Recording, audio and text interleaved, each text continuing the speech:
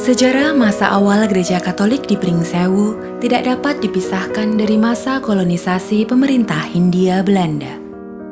Tepatnya tahun 1905, pemerintah kolonial Belanda melakukan pemindahan penduduk dari Pulau Jawa ke suatu daerah di Lampung bernama Bagelen, Gedong Tataan.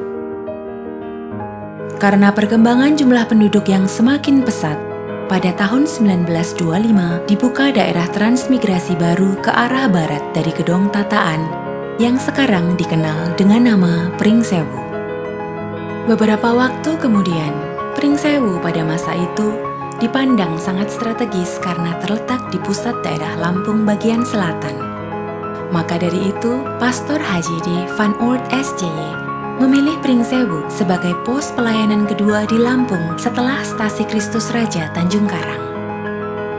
Hal ini merupakan saran yang diberikan oleh Pastor Strater SY yang sudah lama berkarya di antara orang-orang Jawa di Jawa Tengah. Perkembangan misi Katolik di Pringsewu tidak bisa dilepaskan dari para misionaris SJY.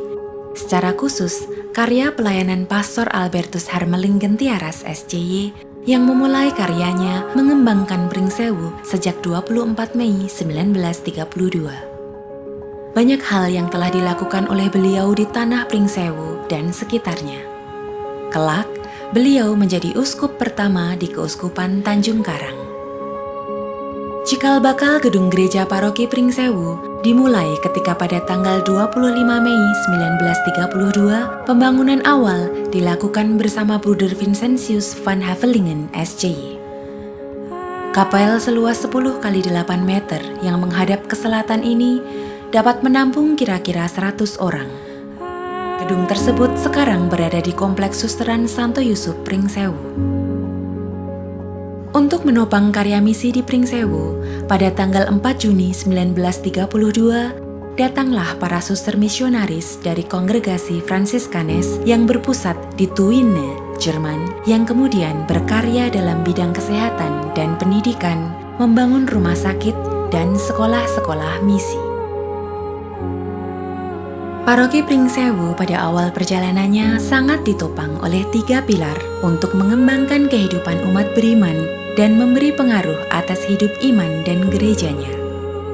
3 pilar tersebut adalah Monsinyur Albertus Harmeling Gentiaras SJY atau yang akrab dipanggil Romo Kanjeng, kongregasi suster-suster dari Santo Georgius Martir atau FSGM, dan sekolah-sekolah Katolik. Setelah melalui waktu yang panjang sebagai daerah misi yang dimulai sejak masa kolonisasi Hindia Belanda, masa pendudukan Jepang, agresi militer, dan berbagai peristiwa sejarah lainnya, kini paroki Pringsewu telah menjadi paroki yang mandiri.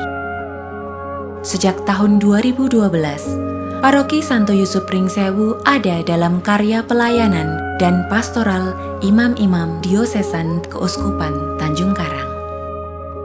Saat ini sesuai data Biduk per Maret 2023, Paroki Santo Yusuf Pringsewu menjadi rumah bagi 5.616 umat dengan 1.864 KK.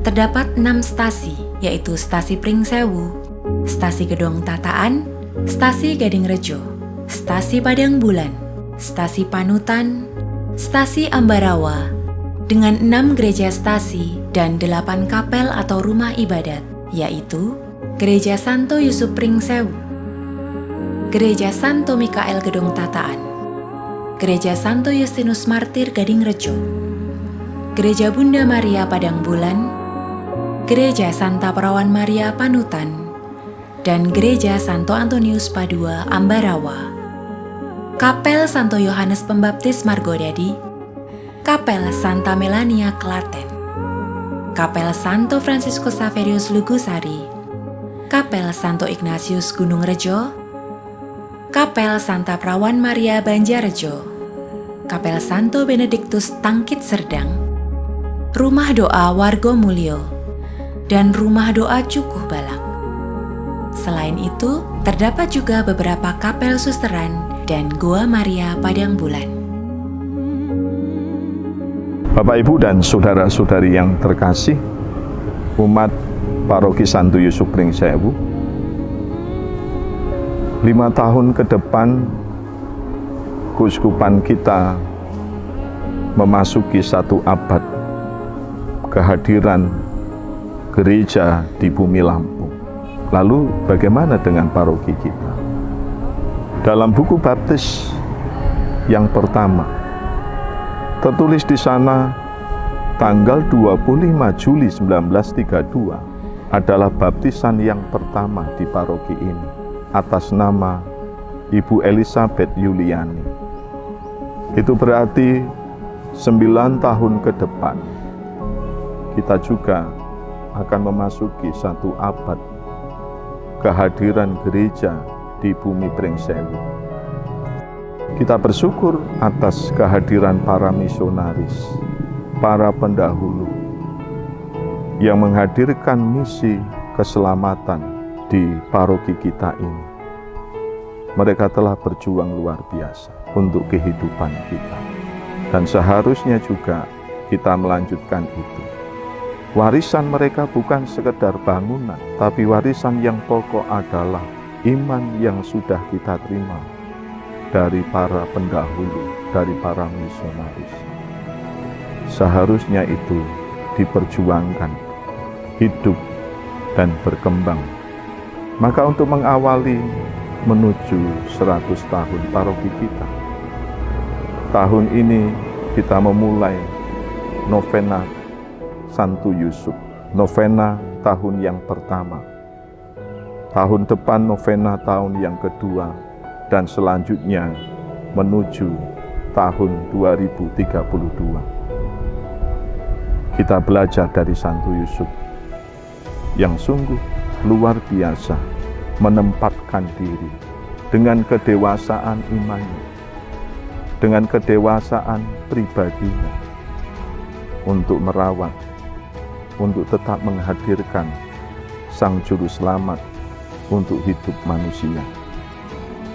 Maka saya mengajak Bapak, Ibu, dan saudara-saudara kasih umat Paroki Santo Yusuf Pringsewu, teladan Santo Yusuf menjadi hidup kita di paroki ini, dan seharusnya menjadi kekuatan bagi kita semakin dewasa dalam iman, semakin mandiri dalam mengembangkan paroki dengan segala kegiatannya. Semoga kita mampu tetap hadir, tetap terlibat dalam kehidupan gereja, dalam hidup bermasyarakat, menghadirkan berkat bagi sesama dalam kehidupan ini, menjadi garam dan terang dunia, menjadi sakramen keselamatan bagi sesama dan juga masyarakat di Pringsewu ini. Tuhan memberkati kita. Santo Yusuf sebagai santo pelindung paroki adalah seorang yang sangat istimewa. Tidak ada satu kata pun dalam kitab suci yang diucapkan keluar dari mulut Santo Yusuf.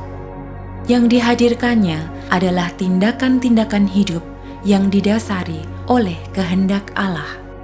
Santo Yusuf sungguh-sungguh adalah a man of action, seorang yang tidak banyak bicara, tidak banyak omong, tetapi lebih banyak bekerja. Pribadi yang sungguh mau terlibat dalam tindakan dan karya keselamatan Allah.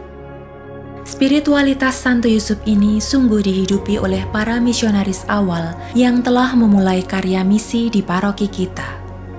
Kita patut bersyukur dan berterima kasih atas perjuangan para misionaris SCY dan suster FSGM dan para pendahulu yang pantang menyerah untuk menghadirkan, menumbuhkan iman akan Yesus Kristus di Pringsewu.